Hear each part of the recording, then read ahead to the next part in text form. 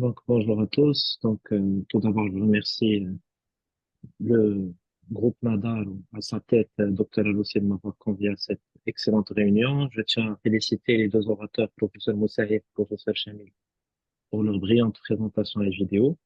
Je vais enseigner sur une vidéo chirurgicale qui suit un peu la trace de la première, de la précédente, et qui mettra en évidence la prise en charge d'une luxation euh, spontanée d'une cataracte dense dans le vitré. Donc, chez un patient monophthale de 90 ans. Donc, je vais partager la vidéo. Là, on commence la vidéo. On a déjà mis en place les trocars, mais à ce stade-là, qui d'entre vous réaliserait une six avec une intracapsulaire pour sortir ce noyau qui plonge déjà dans le vitré? Juste une question parmi les orateurs et l'assistance. Qui ferait ici une intracap? Non, non, non. Donc, c'est un message clé à transmettre Ouais. aux participants, pas d'intracapsulaire pour ce genre de luxation. Même si la cataracte paraît Là, très très proche du plan aérien. ça va, C'est ça un va, il noyau y a un risque qui de. baigne dans le vitré. Exactement. De Juste déchirure géante déchirure géante et dialyse. Écoulement de et tout, rétine. Ouais. tout ce qui suit. Donc voilà. On a mis en place les trocars. On a libéré quelques fibres zonulaires qui retenaient encore la cataracte. On a enchaîné par une vitrectomie antérieure, donc sans pousser sur la cataracte qui plongeait déjà. Donc c'est important pour ne pas réaliser de déhiscence périphérique. Et au fur et à mesure qu'on libère notre cataracte là, qui est subluxée, donc elle va venir se poser tout doucement sur la macule. Donc ensuite, euh, le point clé ici. Pardon, je vous entends pas. Il y a quelqu'un qui a le chat ouvert, le micro ouvert. Si vous pouvez.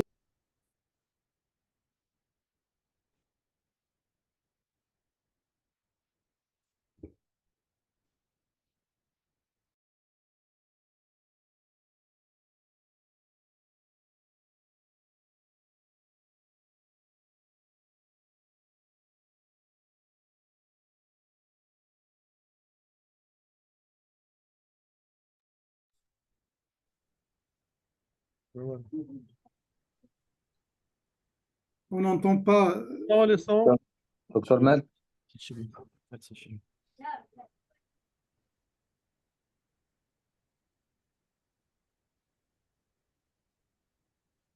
Vous m'entendez? Oui, oui, ça. Oui. depuis La 3 question que minutes, je pose. Yacine, tu Ah, peux revenir d'accord. en arrière un peu? on n'a rien entendu depuis 3 minutes. Ah, quelqu'un m'a muté. Donc, quelqu'un m'a muté. Je refais.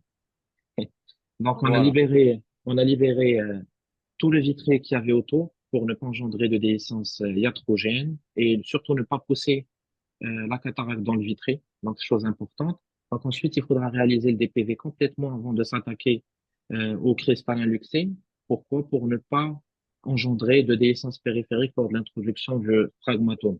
Et de là se pose la question, qui réaliserait une lévitation par PFCL et qui réaliserait une facofragmentation? Donc, est-ce qu'on a des adeptes d'une technique ou de l'autre parmi nous? Sincèrement, je fais tous les luxations comme ça par FACO, par voie antérieure. Oui, C'est-à-dire FACO sur bulle de décalé. bulle de décalé. D'accord. Parce que le fragmatome, il faut une autre voie. Et c'est une voie un petit peu plus importante que le 23. Si Moussaïf, je pense Docteur que Hussein, vous opérez on travaille avec avec les l'alcool, phagomatomes de 23 gauche. 23 gauche, vous avez 23 gauche. donc le ça, Stellaris. Le Stellaris, le donc il y en a Stellaris. donc des phagomatomes de 23 gauche, sans problème. Vous Et mettez de la vous, décaline. en C'est pas fonction des cas, obligatoire, pas c'est juste toujours. pour protection Hein? maculaire. C'est Docteur pas Mel, systématique. Donc, c'est pas systématique la décaline. Et vous, professeur Chamil, décaline ou pas fragmentum? C'est non. les- C'est pas systématique, donc parfois c'est pour protéger le macula s'il y a un noyau très dur à risque que donc les fragments tournent. mais Alors, c'est pas alors, obligatoire. la décaline n'est pas systématique dans les noyaux mous Ouais, qui vient facilement à la tête du vitréotome. On peut même s'en passer du fragmaton. Mais pour oui, les noyaux durs comme ça, il vaut mieux mettre un matelas sur lequel vont tomber les, les, Pardon. les fragments que vous allez fragmenter et ne Là, pas si vous avoir de voyez, tomber directement sur la macule.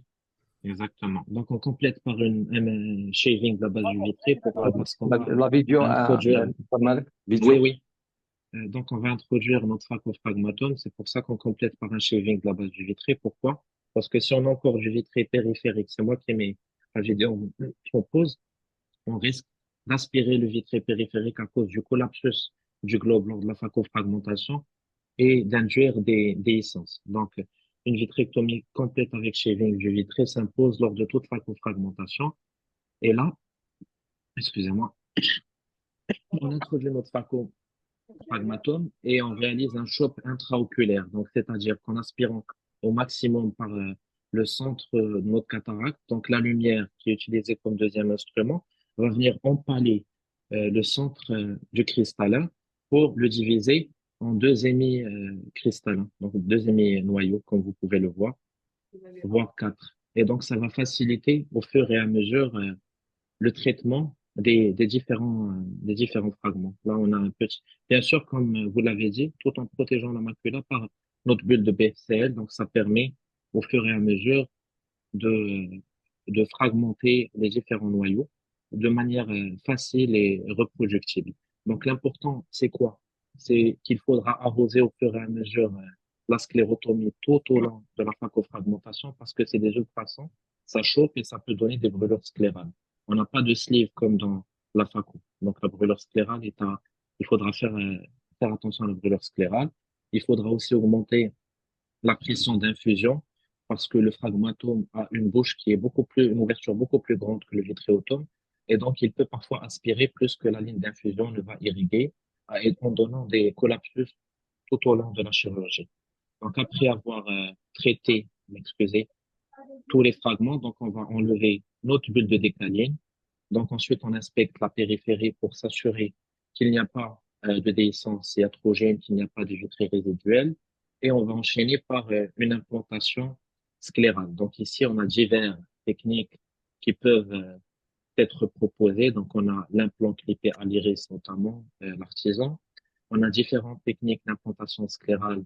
Par excellence, l'implantation par chimie technique, qui nous a été décrite par notre professeur, à l'aide d'un matériau, c'est de pollen avec des loupes des loupes autour des aptiques. Mais on a aussi d'autres techniques d'implantation sclérale, telles que la technique Calabrava euh, qui s'assimile à la technique Schémil et qui n'en est pas très lointaine, mais aussi la technique Yaman. Donc, c'est ce qu'on va réaliser ici. Donc, on va réaliser une technique d'implantation sclérale par la technique Yaman. Idéalement, donc, il faudrait avoir un implant de Zeiss. Pourquoi? Car les aptiques de l'implant de Zeiss possèdent une mémoire morphologique et donc permettent une gestion des aptiques lors de leur tunnelisation intrasclérale de manière facilitée, contrairement aux autres implants qui sont disponibles au Maroc, notamment le MA60 ou l'Icril PP600 du Biotech, qui ont des aptiques en pollen et qui malheureusement peuvent se compliquer de tilting, peuvent se déformer au cours de la chirurgie. Donc ici, donc on va mettre en évidence nos points d'entrée, donc à 2 millimètres du lame, 180 degrés en nasal et en temporal. Puis à 2 millimètres du lame, on mettra aussi notre point d'entrée à 2 millimètres de part et d'autre, en supérieur et en inférieur. Donc ici, idéalement, il faudra utiliser une aiguille 30 gauge ultra thin wall qu'on n'a pas au Maroc. Donc à défaut, on utilise une aiguille 27 gauge qui est assez grosse et qui permettra d'introduire l'aptique dans la lumière de l'aiguille. Donc on commence en agrippant à travers un trocar le globe pour le stabiliser, puis on va faire un tunnel de 2 millimètres en arrière du point d'entrée dans le globe. Donc, c'est ce qu'on réalise. Donc, après avoir introduit, donc on voit que la sclère se tord. C'est à ce moment, donc, qu'on va aller fixer vers le centre du globe notre aiguille. Puis, on va insérer notre implant, donc en forme de S inversé, ou ce qu'on appelle 7L rule. Puis, donc, on met en place la première aptique ou l'aptique distale. Ici, c'est la technique conventionnelle usuelle, et non pas la technique modifiée. Et ici, on s'aide du trocar pour aller directement attraper l'aptique distale et l'introduire au niveau de la lumière de l'aiguille 27 gauche. Donc, on aurait pu passer par l'incision, mais vu que c'est un système qui est clos, donc ça permet de maintenir la pression intraoculaire et l'infusion ouverte. Donc, on vient introduire notre aptique distale dans l'aiguille, puis on ressort dans le même sens. Et là, vous voyez que juste en ressortant, il faut aller attraper l'aptique du globe et la cautériser sans avoir à la toucher. Et il y a d'autres variations. Donc, on a des auteurs qui laissent l'aiguille dans l'aptique et qui pour extérioriser les deux aptiques en même temps et donc éviter tout tilting ou surdistension. Je, euh, Surdistension des aptiques. Dans mon cas, donc je ne préfère pas cette méthode. Pourquoi? Parce que l'aiguille qui reste sur la surface oculaire, donc elle peut gêner les mouvements. Parfois, elle peut même toucher de manière non volontaire ou involontaire d'autres structures intraoculaires. Donc, on va tunneliser notre deuxième, euh, notre deuxième aiguille, 30 gauge, à 180 degrés.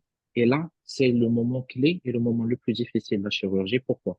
Parce qu'on a déjà notre première aptique qui est tunnelisée et le second aptique devra venir s'insérer dans la deuxième lumière.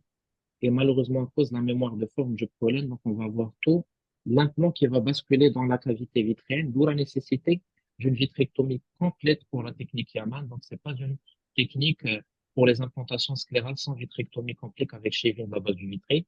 Et malheureusement, c'est assez difficile de faire cette technique de handshake entre la main gauche qui va pour les droitiers, qui va venir tenir l'implant, et la main droite qui va venir s'insinuer juste en avant pour introduire, excusez-moi,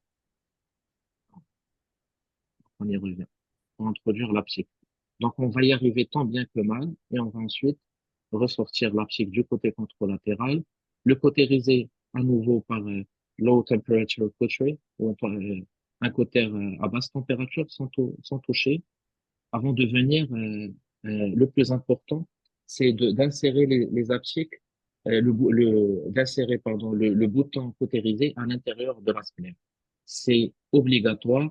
Pourquoi? Pour ne pas avoir d'extrusion de notre bouton cautérisé au niveau de la conjonctive et ne pas créer d'entrée a posteriori pour d'éventuelles bactéries qui donneraient une endophthalmie chronique par la suite. Donc, c'est très important de venir et d'incarcérer notre bouton d'aptique dans la sclère avant de venir de suturer toutes les sclérotomies réalisées. Pourquoi? Parce qu'on a réalisé une, deux, trois, quatre, cinq sclérotomies, en prenant en considération celle de l'implantation sclérale. Donc, le risque d'hypotonie post-opératoire est très important. Et l'hypotonie serait aussi un facteur de décentrement de l'implant par la suite. On suture aussi notre incision principale. Et voilà le résultat AJ7, je pense, avec un implant qui n'a pas tilté, pas d'hypotonie et une acuité visuelle AJ7 qui était déjà à 5 dixièmes. Donc, le patient monophtalme était content et le chirurgien aussi. Je vous remercie. Donc, là, on commence la vidéo. On a déjà mis en place les trocars, mais à ce stade-là, qui d'entre vous réaliserait une six avec une intracapsulaire pour sortir ce noyau qui plonge déjà dans le vitré? Juste une question parmi les orateurs et l'assistance. Qui ferait ici une intracap? Non, non, non. Donc, c'est un message clé à transmettre Ouais. aux participants, pas d'intracapsulaire pour ce genre de luxation. Même si la cataracte paraît Là, très très proche du plan aérien. ça va, C'est ça un va, noyau il y a un risque qui de, baigne dans le vitré. Exactement. De Juste déchirure géante déchirure géante et dialyse. écoulement de et tout, rétine. Ouais. tout ce qui suit. Donc voilà.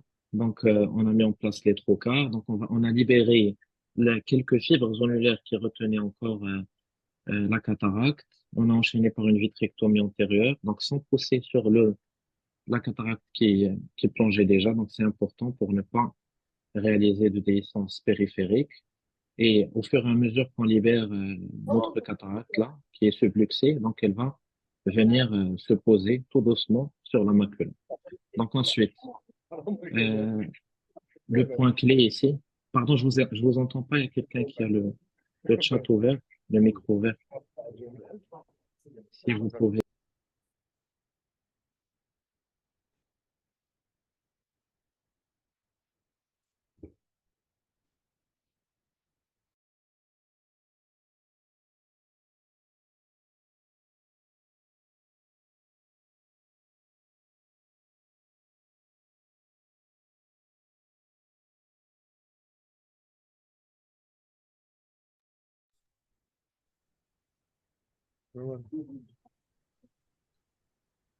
On n'entend pas. Sans le son.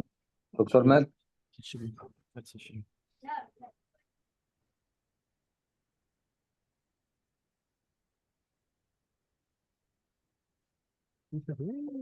Vous m'entendez? Oui, oui, ça. Oui. Donc depuis la 3 question minutes, que je pose.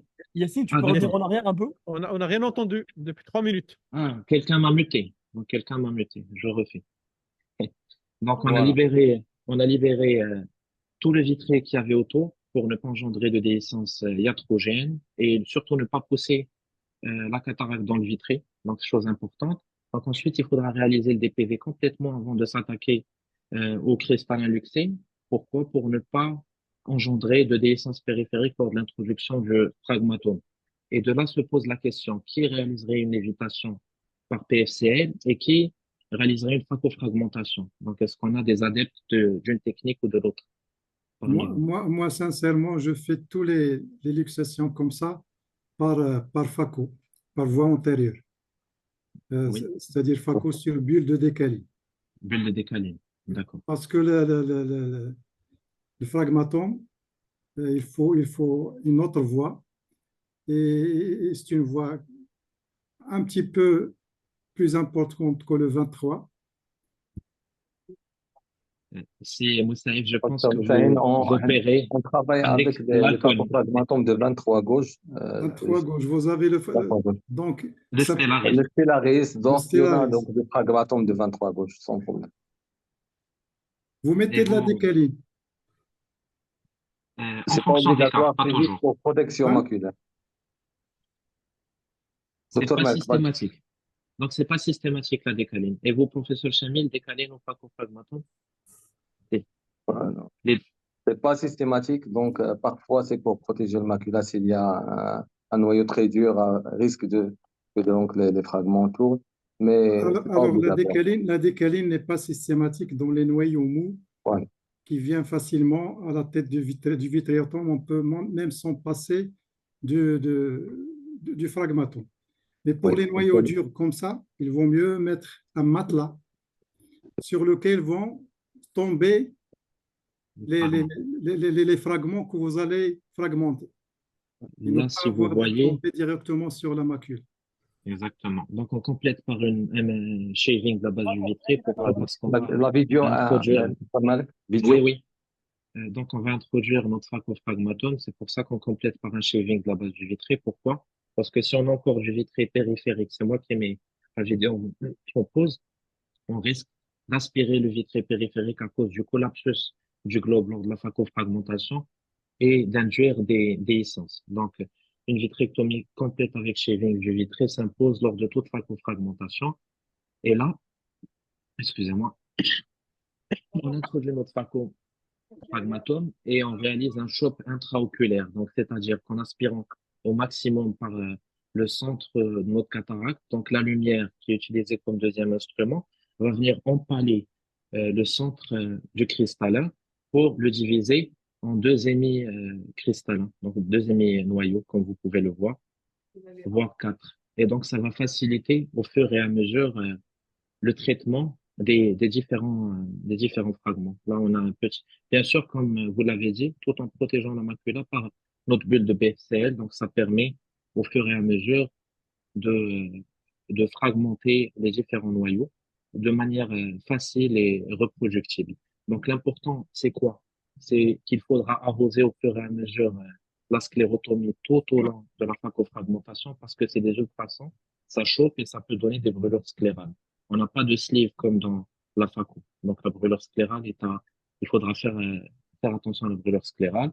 Il faudra aussi augmenter la pression d'infusion parce que le fragmatome a une bouche qui est une ouverture beaucoup plus grande que le vitréotome. Et donc, il peut parfois aspirer plus que la ligne d'infusion ne va irriguer en donnant des collapsus tout au long de la chirurgie. Donc, après avoir traité, excusez, tous les fragments, donc on va enlever notre bulle de décaline. Donc, ensuite, on inspecte la périphérie pour s'assurer qu'il n'y a pas de déhiscence iatrogène, qu'il n'y a pas de vitrée résiduelle. Et on va enchaîner par une implantation sclérale. Donc, ici, on a diverses techniques qui peuvent être proposées. Donc, on a l'implant clippé à l'iris, notamment l'artisan. On a différentes techniques d'implantation sclérale. Par excellence, l'implantation par chimie technique, qui nous a été décrite par notre professeur à l'aide d'un matériau, c'est de pollen avec des loupes les loupes autour des aptiques, mais on a aussi d'autres techniques d'implantation sclérale, telles que la technique Calabrava euh, qui s'assimile à la technique Schémil et qui n'en est pas très lointaine, mais aussi la technique Yaman. Donc, c'est ce qu'on va réaliser ici. Donc, on va réaliser une technique d'implantation sclérale par la technique Yaman. Idéalement, donc, il faudrait avoir un implant de Zeiss. Pourquoi? Car les aptiques de l'implant de Zeiss possèdent une mémoire morphologique et donc permettent une gestion des aptiques lors de leur tunnelisation intrasclérale de manière facilitée, contrairement aux autres implants qui sont disponibles au Maroc, notamment le MA60 ou l'Icril PP600 du Biotech, qui ont des aptiques en pollen et qui malheureusement peuvent se compliquer de tilting, peuvent se déformer au cours de la chirurgie. Donc ici, donc on va mettre en évidence nos points d'entrée, donc à 2 millimètres du lame, 180 degrés en nasal et en temporal. Puis à 2 millimètres du lame, on mettra aussi notre point d'entrée à 2 millimètres de part et d'autre, en supérieur et en inférieur.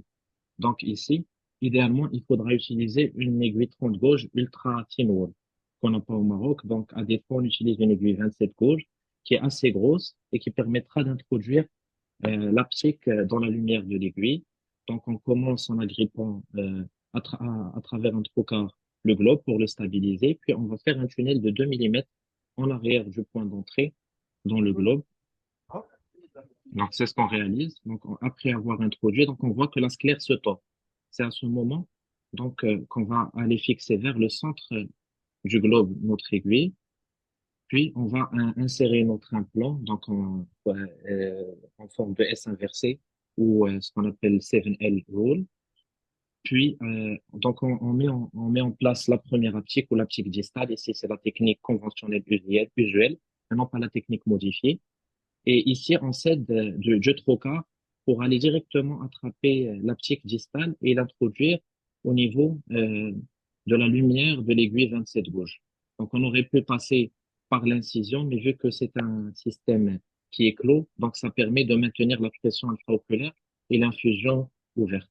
Donc, on vient introduire notre aptique distale dans l'aiguille, puis on ressort dans le même sens. Et là, vous voyez que juste en ressortant, il faut aller attraper l'aptique du globe et la cautériser sans avoir à la toucher. Et il y a d'autres variations. Donc, on a des auteurs qui laissent l'aiguille dans l'aptique et pour extérioriser les deux aptiques en même temps et donc éviter tout tilting ou surdistension, je, euh, surdistension des aptiques.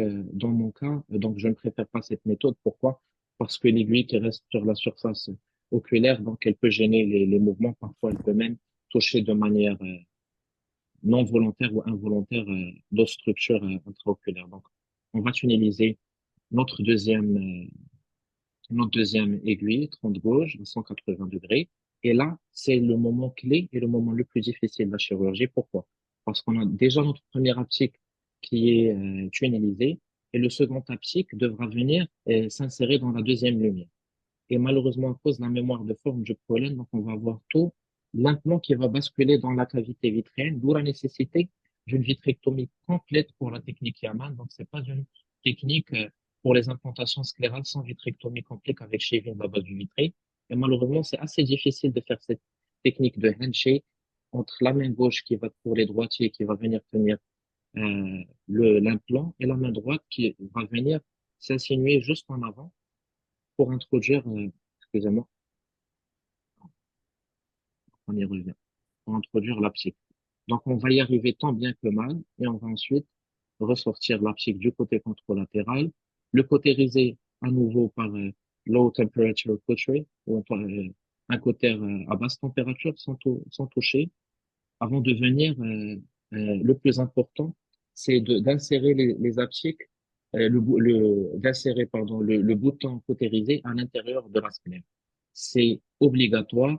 Pourquoi? Pour ne pas avoir d'extrusion de notre bouton cautérisé au niveau de la conjonctive et ne pas créer d'entrée a posteriori pour d'éventuelles bactéries qui donneraient une endophtalmie chronique par la suite. Donc, c'est très important de venir et d'incarcérer notre bouton d'apsique dans la sclère avant de venir suturer toutes les sclérotomies réalisées. Pourquoi? Parce qu'on a réalisé une, deux, trois, quatre, cinq sclérotomies, en prenant en considération celle de l'implantation sclérale. Donc, le risque d'hypotonie post-opératoire est très important.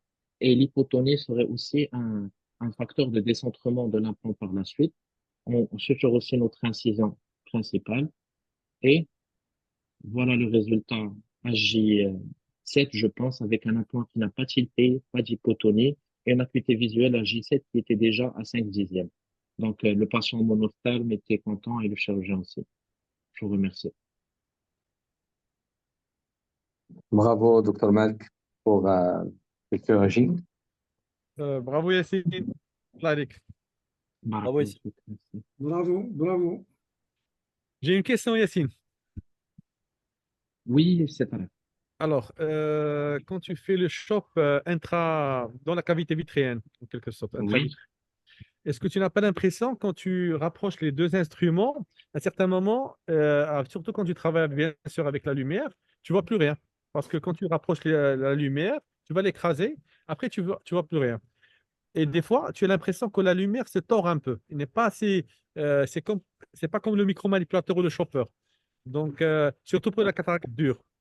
Ça, c'est la première question. Deuxième question, euh, comme dit professeur Moussaïf, donc pour les cataractes dures, c'est vrai qu'il y a des éclats et donc ça peut toucher la macula. Donc, il faut mettre la décanine pratiquement systématiquement.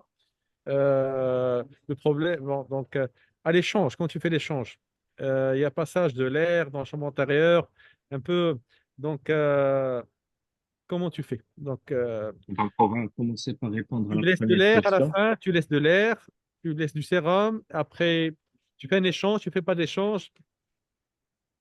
Donc, pour la première question, donc c'est important de travailler en 23 et pas en 25 gauge pour avoir les instruments les plus durs et qui se tordent le moins, les plus rigides. Deuxièmement, donc la particularité de la lumière du Stellaris grand champ, c'est d'avoir un grand champ. Donc, quand on la rapproche du noyau, donc le noyau va venir diffracter la lumière et on arrive à percevoir au moins notre noyau qui se chauffe. Donc, on ne voit pas la périphérie, on ne voit pas la rétine, mais on travaille au centre de la cavité vitréenne. Donc, on arrive à, plus ou moins, avec un peu d'expérience, à rester au centre et à mesurer nos manœuvres. Troisièmement, le bout de la lumière du Stellaris grand champ est pointu. D'accord. Donc, il permet et il facilite notre chop. C'est comme si c'était un chopper de Nagara. Donc, je pense que c'est un peu plus difficile de faire la même manœuvre avec une lumière de constellation. C'est Donc, je vrai, on n'ai le pas fait à Constellation, l'expérience. c'est pas évident avec le C'est pas Constellation. évident. Donc, pour la deuxième question, ici, on n'avait pas de décollement, donc on n'allait pas réaliser d'échange. On a juste injecté notre décaline durant la chirurgie pour protéger la macula. Et quand on a fini notre fragmentation, donc on a enchaîné par un retrait de la décaline, en aspirant la décaline au niveau, on regarde du nerf optique, donc jusqu'à aspiration de tout résidu de décaline, par backflash ou par vitréotome en fonction des habitudes du chirurgien. Donc, sans avoir à passer par l'air ou sans avoir à faire un échange fluidaire. Il n'y a aucun Non, intérêt est-ce que d'utiliser l'air. vous fermez sur œil sec ou bien sur œil rempli de BSS? Ça dépend des situations, mais finalement, je trouve que fermer sur d'après mon humble expérience, que fermer sur un œil avec de l'air, ça ne réduit pas les fuites et ça ne réduit pas l'hypotonie si les sclérotomies sont béantes. Donc, je m'assure de suturer les sclérotomies et si je vois que qu'après avoir suturé les deux premières sclérotomies, que le globe est bon, je ferme sur un œil sous fluide, donc sans avoir d'hypotonie post-opératoire le lendemain. Je ne sais pas ce que vous feriez vous, c'est Moussaï. Moi, je ferme pratiquement toujours sous œil sec. Ça diminue l'inflammation. Euh, Et comme dans ce cas particulier, parce qu'il faut gérer au cas par cas, dans ce cas particulier, un noyau dur, puisque tu vas injecter de la décalie, je préfère le remonter jusqu'à l'aire pépulaire et faire une phaco, puisque je vais introduire l'implant de toute façon. Donc, je vais profiter de la voie antérieure et faire une phaco sur décalé. Pour moi, c'est plus sécurisant que Docteur à chaque Moussaïf, fois vous avez cette tombée Docteur Moussaïf, de pour fragments. nous, parce qu'en utilisant les instruments 23 gauche, qui sont assez durs par rapport aux 25 gauche, on arrive à faire ce genre de noyau parce que à côté de nous, il y a Emin Tanout, il y a quelqu'un qui est la cause principale des DATSI de la région. Donc, on en recrute beaucoup. Donc, donc les DATSI avec le 23 gauche, c'est facile. Et il y a aucun risque pour l'endothélium cornéen si on fait le remonter vers, avec des noyaux durs comme celui-là dans la chambre antérieure. Donc, vous allez donc empiéter en quelque chose Non, non, non, sur l'endothélium. je ne le remonte pas jusqu'à la chambre antérieure. Dans l'aire pupulaire, Donc, vous travaillez donc. dans l'aire pupulaire. Professeur Moussaïf, vous avez une J'utilise vidéo? un vide très fort et je le chope comme une Euh, phaco si vous avec une capsule. permettez, oui, Comment? j'ai une vidéo. Si vous permettez, j'ai une vidéo donc, Oui. de ce que vous dites pour montrer à l'assistance. Donc, est-ce que vous voyez mon écran? Oui.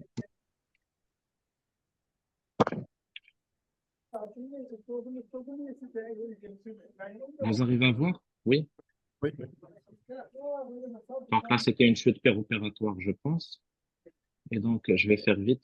Donc, vitrectomie complète, injection de PFCL, et voilà. Donc, on travaille en dessous du plan irien, donc en réalisant notre phaco. Donc, je pense que c'est la technique préférée du professeur Moussaïf. Oui, tout à fait, tout à fait. Oui. Vous avez des fragments qui revoltent, mais qui finissent Par arriver. par venir à la tête. Quand vous avez un gouffre, il vient s'engouffrer la tête du vitréotome. Mais je pense que la vitrectomie complète est aussi nécessaire parce que Ah, le bien risque, sûr, c'est de ça, c'est venir indiscutable. C'est incarcérer indiscutable. Oui, oui, c'est des mèches de indiscutable. vitré au niveau de la Oui, pièce à main. Et donc, Euh, et que ce J'aimerais bien vous. soit pour les Allez. implants triple pièce ou Carleval, la vitrectomie totale est indispensable. J'aimerais bien vous poser cette question. Donc, est-ce que c'est vrai si on laisse le sec, parce que on avait toujours l'habitude de laisser le sec, ou bien au moins on laisse un ménisque d'air, c'est-à-dire on peut Oui, laisser du temps en bas, on laisse un ménisque d'air. Est-ce que c'est vrai que même par rapport à l'endophthalmie, même par rapport à l'étanchéité des sclérotomies, ça permet de pousser les deux sclérotomies quand ils sont tangentiels et de fermer un peu. Est-ce que vous pouvez confirmer ou infirmer? Est-ce que c'est vrai? À part l'inflammation, le oui, fait de oui, laisser oui, oui, oui, l'air colmate bien oui, lorsqu'ils sont le verge. obliques ils colmatent bien les sclérotomes. Donc c'est mieux de laisser un peu. Mieux que le BSS. Très bien. Et aussi pour les endophthalmies, professeur Moussaïf. Oui, tout à fait. Millions de progression D'accord. de bactéries. De Donc, toute façon, l'importance de l'air, lorsque vous mettez l'air, vous mettez un peu de BSS en dessus, vous voyez ce que ça fuit. Exactement, tout à fait. C'est ça fuit. Normalement, Et des bulles qui. vous n'arrivez pas donc à faire céder cette fuite, vous mettez un point. Si c'est fermé, c'est ferme.